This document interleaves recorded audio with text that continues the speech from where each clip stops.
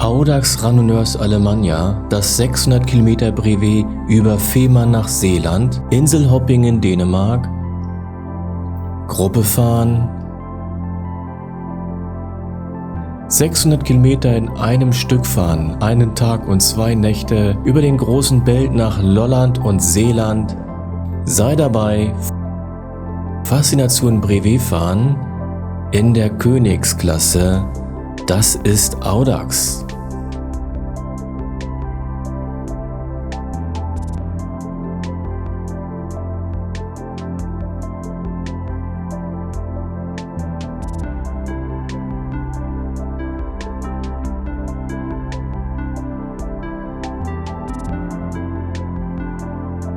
Im zweiten Teil haben wir ja Seeland umrundet und nun geht's über diese lange Brücke nach Falster, dann nach Lolland, über die Fähre nach Puttgarden und dann an der Hohwachter Bucht zurück nach Kiel. Ausgangspunkt war ja diese Storströmbrücke, diese alte, hässlich lange Brücke, die bald abgerissen werden soll. Und man sieht ja schon den Bau der neuen Brücke daneben. Mal warten, bis der Ding kommt. Wir wollten auch so ein bisschen die abendliche Stimmung mit dieser langsam senkenden Sonne angucken. Haben ein paar Erinnerungsfotos gemacht.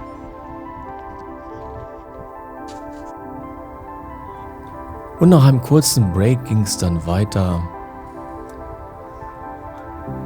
Erstmal nach Falster, dann auf Lolland drauf und dann nach Rödby, dem Hafen, zur Fähre nach Puttgarden rüber nach Fehmarn.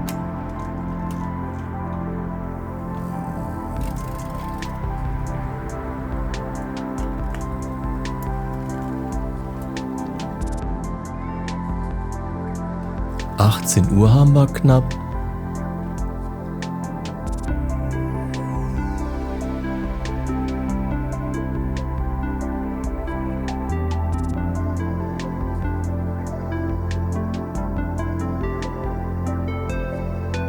Da sieht man nochmal sehr schön den Bau der neuen Brücke.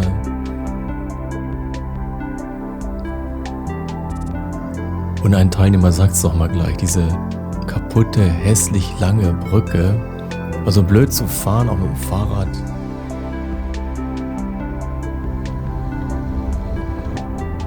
Die hässliche lange Brücke, sagten die Kollegen gerade hier.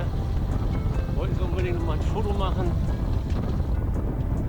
Ja, schöne Strecke ist das auch nicht. Anstrengend zu fahren. Ich musste das wieder runterregeln, also der Sound bei der Kamera war zu verrauscht, sodass ich das nochmal zeitweise ein bisschen hochregel. Also noch knappe 155 Kilometer bis zum Ziel haben wir nur noch. Bis zum Ziel. Wetter immer noch hervorragend, das hat uns keine Minute im Stich gelassen. Also die Nächte waren sehr kühl oder auch wirklich kalt. Wir hatten so 4 bis 5 Grad. Wenn man da nicht genug Klamotten hat, um sich zu wärmen, kann es unangenehm werden in der Nacht.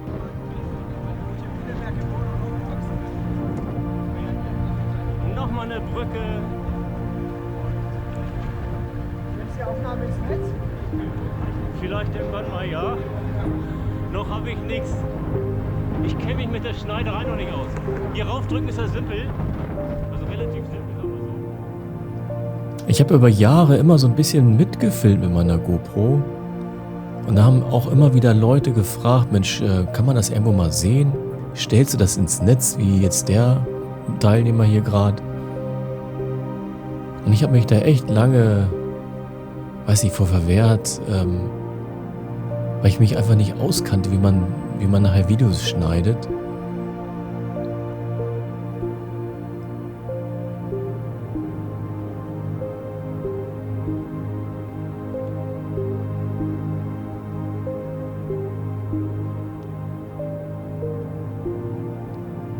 Einfach herrlich so mit tiefer stehender Sonne. Radeln wir wieder im flotten Tempo in Zweierreihe auf dem schönen breiten Radweg Richtung Fähre.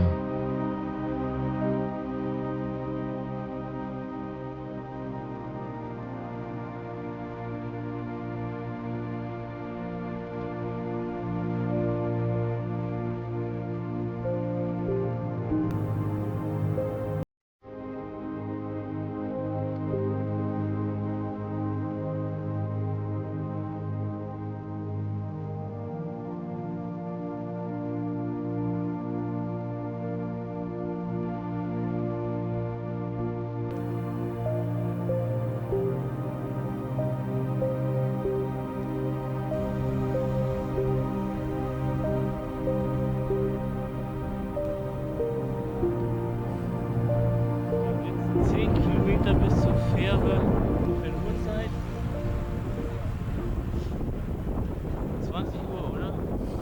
Genau, 20 Uhr. Also 8 Uhr haben wir jetzt, 500 Kilometer sind wir gefahren. Wir sitzen jetzt 23 Stunden auf dem Rad oder haben Pausen gemacht. Also seit Start 23 Stunden vergangen.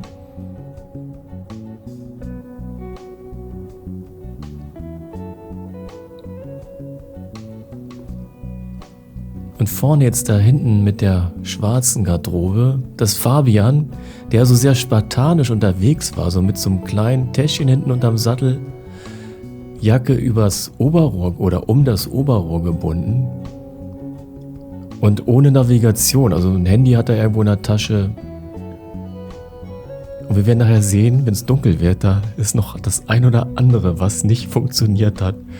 Also, und das war sein erster 600er, er war wirklich extrem locker drauf, dass er da so an den Start gegangen ist und dann ja auch gleich auf die Inseln nach Dänemark, wo, wenn man dann ein Problem hat, da ja auch gar nicht mehr so easy wegkommt.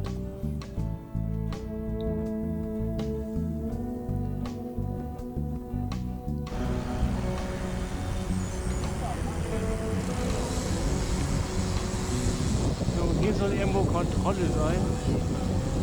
Nun sind wir am Hafen in Rødby. Und da sollte irgendwo der Checkpoint sein. Und da haben uns alle so ein bisschen schwer getan, zumindest in dieser Gruppe hier, wussten nicht so recht, wo mag das denn sein.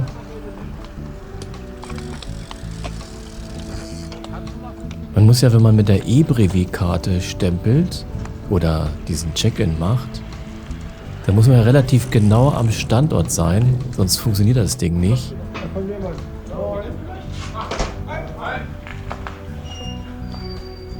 Ja, wir haben alle eine Karte. Also wenn man hinfährt, kauft man einmal eine Karte, die gilt für hin und zurück. Muss man sich dann gut aufbewahren.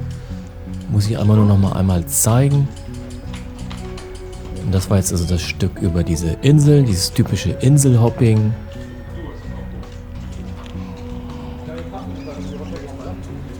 Und genau hier am Schalter, da war dann der Checkpoint. Und hier sieht man noch so mal, dass ein paar ja, noch ein bisschen weiter in den Checkpoints hinten waren.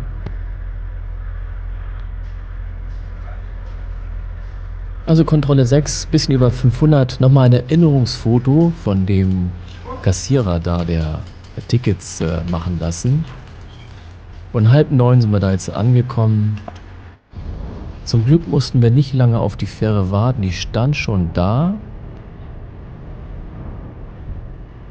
Mussten also nur kurz warten, bis wir rauf durften. So, die Falle ist noch nicht so lange gefahren. Hier gäbe es nach Wärme. Und auf der Seite gab es ja so ein paar Räume oder Ecken, wo man reingehen konnte, wo es dann auch, wenn es kalt ist in der Nacht, sich ein bisschen wärmen konnte. Das Problem hatten wir ja im ersten Teil, als wir warteten, rüber nach Rødby zu kommen. Da mussten wir ja über eine Stunde da warten, in der Kälte, nach Mitternacht. Und so konnte der nun etwas kleinere Trupp als auf dem Hinweg in diesen riesengroßen Bauch der Fähre fahren.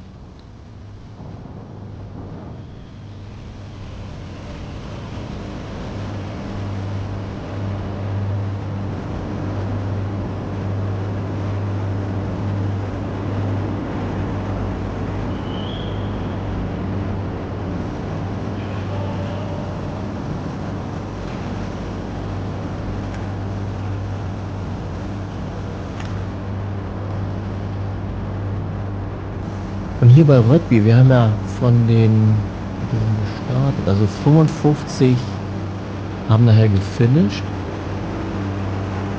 und 8 DNFs, also Did Not Finished hatten wir. Und einer davon hat dann sich das Bein gebrochen. Das war hier kurz vor Rødby. Irgendwie wegen Übermüdung und Kälte, irgendwie beim Absteigen irgendwas blöd passiert. Wohl blöd umgeknickt. Dann musste er sich irgendwie noch auf die Fähre schleppen. Hat dann Freunde dabei gehabt, die ihm nachher das Rad abgenommen haben. Und er wurde dann in Puttgarden vom Rettungswagen abgeholt. Ja, wir sind also rübergefahren jetzt. Laufen hier gerade in Puttgarden ein. Und sind dann also 9:30 in Fehmarn angekommen. Wieder schön dick eingemummelt. Jetzt haben wir hier das Kontrollen. Und wir kommen durch.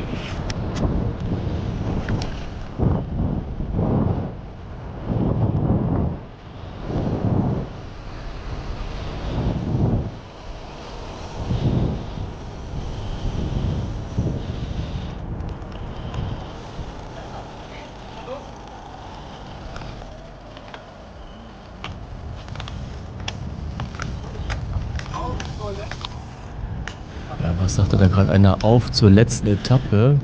Also 2 Stück haben wir noch. Einmal Hohwacht fahren wir jetzt an. An der Hohwachter Bucht. Da werden wir dann im Dunkeln ankommen, gegen Mitternacht. Und dann haben wir ein relativ kleines Stück noch bis nach Kiel.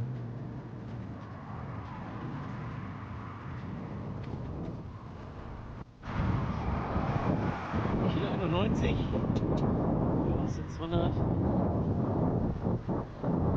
Und dann über die Brücke. Fehmarnbelt kommen wir noch Feld. Breitmond haben wir. Also wir haben uns wieder alle in der Fähre präpariert, die dicken Sachen angezogen. Sieht man vorne auch bei Fabian. Also Oberrohr ist wieder Oberrohr. Die Westen an, die Lichter an. Dein Licht ist ja echt klasse. Hinten ist gar nichts. Ich hab's verloren. Hat das verloren? Aber ich hab noch eine Stunde ab da hinten rein. Und vorne ist so ein, wie nennt man das, eine Glimmlampe, die wird noch richtig. die so ein paar Zentimeterchen vor den Reifen scheint. Ne? Gestern tatsächlich ging die gar nicht. Die ersten 4 Stunden runtergefahren. Wir waren im Kollektiv. Ja, also er muss in der Gruppe bleiben. Jetzt sind wir da nun gar kein Licht mehr. Das hat er unterwegs verloren. Und vorne der Scheinwerfer ist auch relativ klein.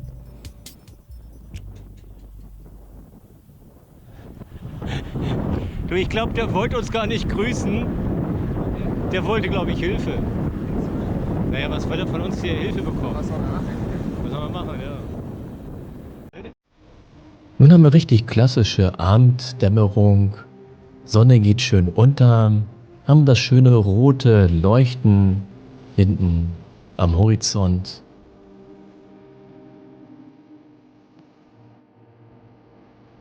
Und es geht über diesen langen, ja, das ist eine lange Schnellstraße, Bundesstraße, von der Fähre rüber über den Belt, also über die große lange Brücke, die das Festland mit Fehmarn verbindet. Meiner auch. Bin der Letzte.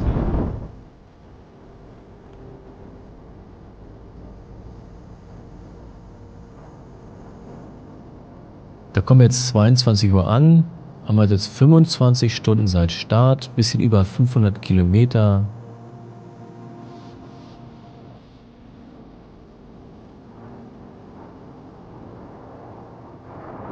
Fehmarnbelt-Brücke. Ja, die Fehmarn-Sundbrücke. 1 Kilometer lang ist sie oder knapp.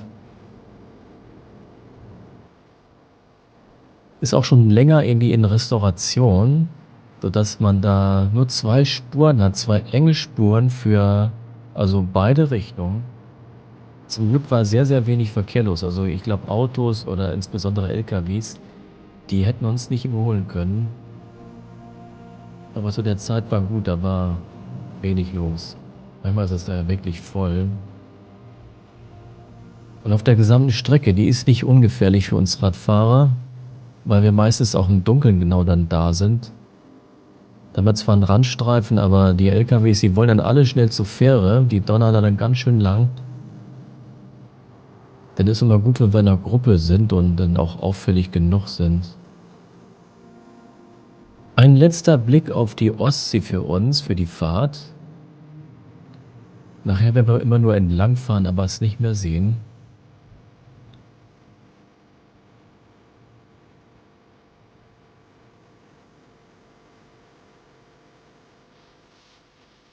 Ja, Fabian auch vorne kann nicht mehr. Aber wir haben ja als Gruppe genug Lampen mit. Einige haben ja wirklich sehr helle Scheinwerfer.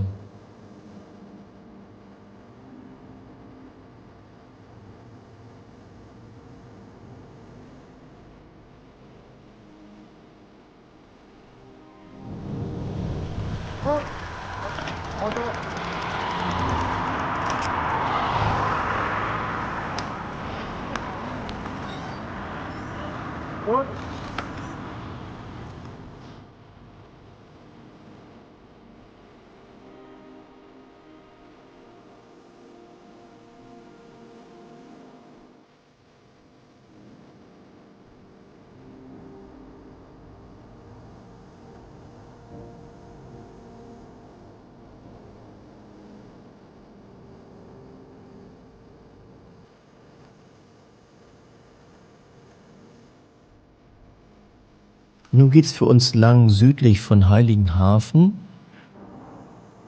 auf kleinen Landstrecken. Viel Autoverkehr werden wir da jetzt nicht mehr haben.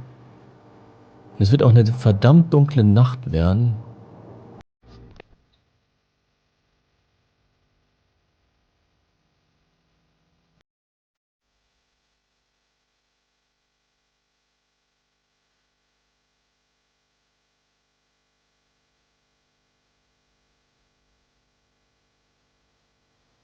Schon ein komisches Gefühl. Also wir haben jetzt deutlich über 500 Kilometer und durch die Wartezeiten und die Pausenzeiten sind wir nun schon lange, lange wach. Haben wir auch den Tag vor dem Start den ganzen Tag irgendwas gemacht.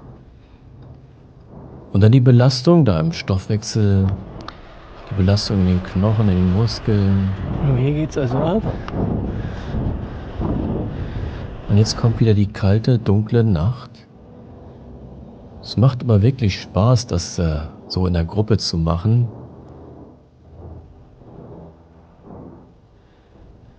Und hier sieht man schon, die ist wirklich pechschwarz, die Nacht. Jetzt fahre ich gerade mal vorne. Ist auch schön zu sehen, man sieht immer das ganze Geblitze und Geflacker von den Teilnehmern, die dann hinter einem sind. Machen wieder einen Wechsel.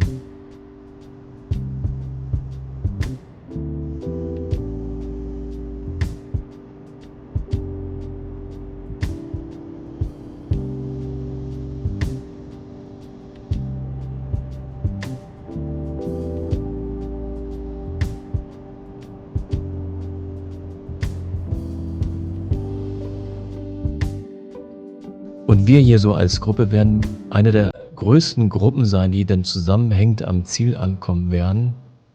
Also ich habe mir nachher mal die Ergebnisse angeguckt. Also sehr viele kommen dann auch wirklich vereinzelt oder in Zweier- oder in Dreiergruppen an. Und die schnellsten, die werden jetzt eine Brevetzeit von 26,5 Stunden haben. Und nachher der letzte Teilnehmer ist dann knapp an 40 Stunden ran. Also das hat sich nachher doch sehr vereinzelt. Und dass man jetzt eben sah, das Licht, was weggegangen ist, das ist dann so dieser kleine, also das ist eine relativ kleine Lampe, die ich am Helm mir mal anklette. Mein Filmlicht, dass wenn ich dann mal film, die Teilnehmer so ein bisschen anleuchten kann, dass man so ein bisschen die Farben sieht.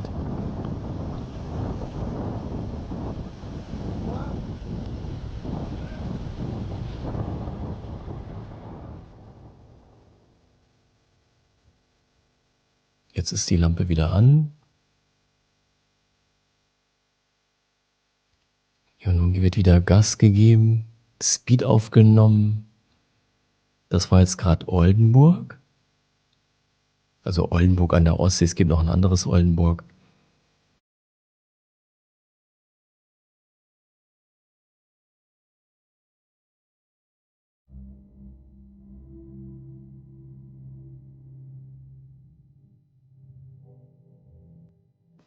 Und so rauschen wir durch die Nacht ins nächste Dorf rein. Dannau heißt das, haben jetzt 23 Uhr, sind 26 Stunden seit Start unterwegs und sind jetzt bei Kilometer 550.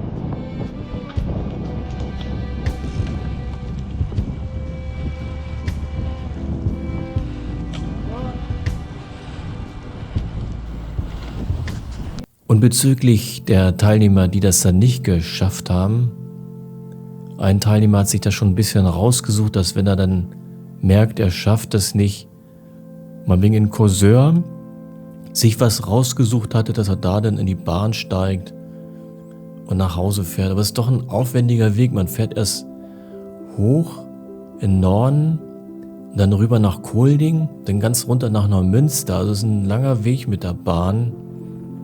Das ist der Part, wenn man hier auf der Insel in Dänemark fährt. Ja, ich habe mir da irgendwie nie Gedanken drüber gemacht. Ich habe immer gesagt, also ein DNF ist für mich absolut keine Option. Aber manchmal passt es halt nicht. Irgendwie ist manchmal ein Versagen am Rad so, dass man es einfach nicht hinbekommt. Oder wie jetzt auch in dem Fall mit dem unglücklich Aufsetzen mit dem Fuß und da sich irgendwie dann umfällt. Also ich bin auch schon mal gefallen, gerade in Rødby. Ist schon ein paar Jahre her. Da war ich irgendwie, da hat sich das Pedal, dieser Klemmmechanismus, der war irgendwie zu fest. Oder ich habe das Gefühl nicht richtig gehabt und bin dann da vorm Kassiererhäuschen umgekippt, weil ich aus dem Pedal nicht rechtzeitig rauskam. Das Weißenhäuser Strand, da fahren wir jetzt nachts durch.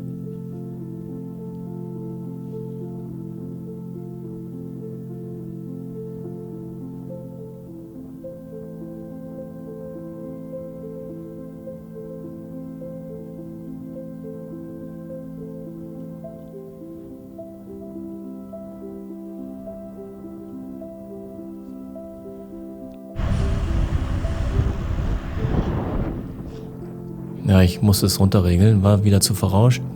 Also sind jetzt am Checkpoint Nummer 7 ist das in Hohwacht. Haben 565 Kilometer, ist genau Mitternacht und sind 27 Stunden nun vergangen seit dem Start. Und jetzt sollen wir eigentlich ein Edeka-Shop oder so einen Edeka-Automaten suchen und da einchecken.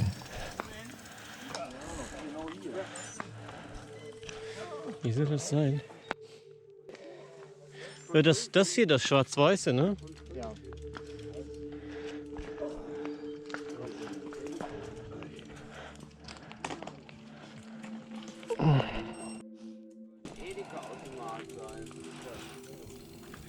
Ja, da haben wir uns alle so ein bisschen schwer getan. Also auf dem dunklen Parkplatz, da steht wirklich so ein großer Wagen, wie so ein Bauwagen. Und da war dann ein Edeka-Shop-Automat drin. Aber den haben wir erst beim Wegfahren gesehen. So dachten wir, dass dieses kleine Häuschen so das Ding war. Hatten da dann das Foto gemacht. So, wir sind am Ziel. 1 Uhr irgendwas haben wir. Und danach hatte ich auch nicht mehr gefilmt. Also das ist jetzt schon die Aufnahme, wo wir jetzt im Ziel angekommen sind gerade. Bei der Bäckerei in Schönkirchen. Bewegungszeit für mich war dann 24 Stunden 40 laut Strava.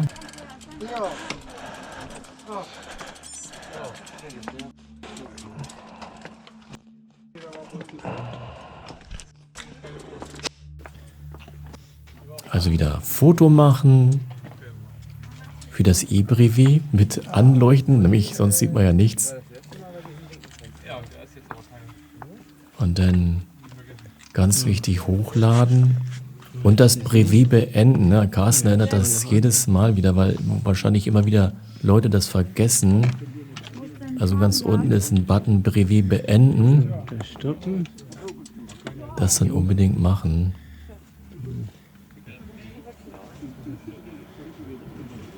Und hier nochmal alle Fotos der ganzen Checkpoints, die wir hatten. Also 8 Stück war das, 8 Mal haben wir angehalten.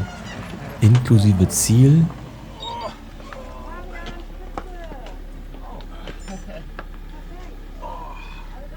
Ihr habt ja noch Parade gemacht hier, sag mal.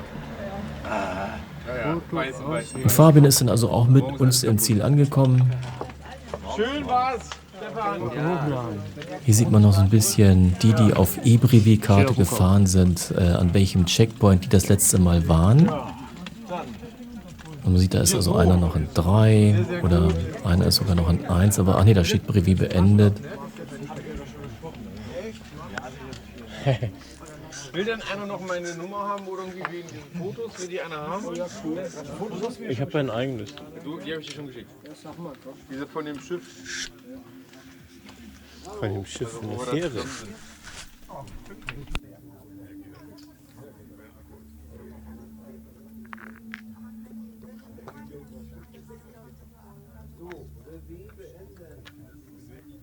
Das ist nur sehr grob pixelig, da hat die Kamera nicht genug Licht bekommen. Aber es zeigt, also alle machen nochmal so ein bisschen Fotos. Hast du nicht gemacht? Nochmal. Ich komme. Zur Erinnerung, dass man nach 600 Kilometern so schön im Ziel angekommen ist. Ich glaube, wir sind alle froh, jetzt nach Hause zu können. Einige haben ja noch eine etwas längere Reise vor sich, bis sie dann zu Hause sind und sich dann endlich ins Bett legen können. Kann ich nur abbrechen. Also wir hatten jetzt einen vollen Tag vor dem Start, dann die Nacht sind wir durchgefahren, dann hatten wir einen vollen Tag auf dem Fahrrad und jetzt bis spät in die Nacht auf dem Fahrrad. Und jetzt heißt es irgendwie doch ziemlich übermüdet irgendwie nach Hause. Jetzt kommt die mühevolle Rückreise im Zug. Und hier nochmal die Durchfahrtzeiten. Also hinten ist mal die Uhrzeit von wann bis wann man durchfahren muss, natürlich mit einem Datum. 67 hatten sich gemeldet, 55 sind angekommen. Und hier eben nochmal die Zeiten, wie viel pro Stundenklasse mal irgendwie angekommen sind.